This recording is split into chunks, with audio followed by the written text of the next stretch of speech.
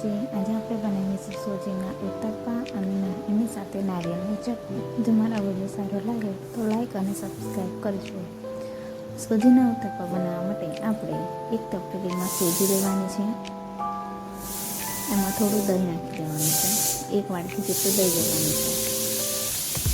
પછી તેને આપણે મિક્સ કરી દઈએ. મિક્સ થયા પછી એને 15થી 20 મિનિટ માટે ઢાંકી દેવાનું છે. ત્યાં સુધી આપણે નારિયેળની ચટણી બનાવીશું. નારિયેળના પાઉમાં આપણે નારિયેળ, પછી તેમાં થોડા ધાણા, દાળિયા, લીલા મરચાં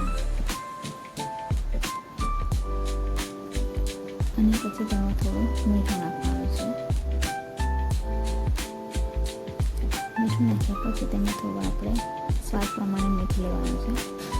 પછી તેમાં થોડું પાણી નાખીશું. પછી તેને આપણે પીસી લઈશું.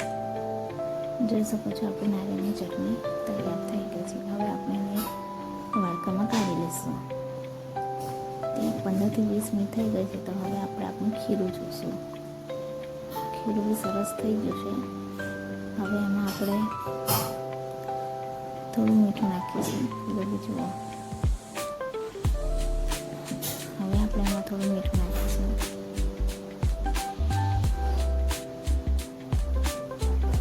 અને થોડું મરચું નાખી, સ્વાદ પ્રમાણે મીઠું, મરચું અને થોડું સોડા નાખી દેવાનું છે. અને એને મિક્સ કરી દઈશું. ત્યાં સુધીમાં આપણે એની કઢાઈ તેલ ગરમ કરવા માટે મૂકી દીધું છે. નારિયેળની ચટણીને વઘાર માટે એમાં થોડી હવે રાઈ અને જીરું નાખીશું. પછી તેમાં થોડા લીંબુના પાંદડા નાખીશું અને ગેસ બંધ કરી દઈશું એટલે એ ઠંડુ થઈ જાય. ત્યાં સુધી આપણે ખીરામાં ડુંગળી, થોડા ટામેટાં, શિમલા મરચાં અને ધાણા લઈને હવે આપણે એને મિક્સ કરી દઈશું. જો ઉત્તપા બનાવવા માટે આપણું ખીરું તૈયાર છે. હવે નારિયેળની ચટણી બનાવવા માટે વઘાર જે તૈયાર છે એમાં આપણે ચટણી નાખીશું. એને આપણે હવે મિક્સ કરી દઈશું. આ રીતે મિક્સ થઈ ગઈ છે. આપણી ચટણી તૈયાર છે. હવે આપણે ઉત્તપા બનાવીશું.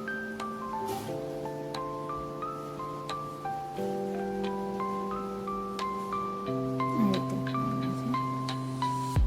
પછી તેમાં થોડું સાઈડમાં તેલ નાખીશું.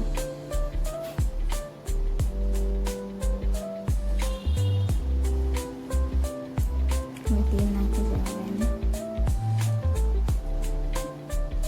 ફેરવી લઈશું.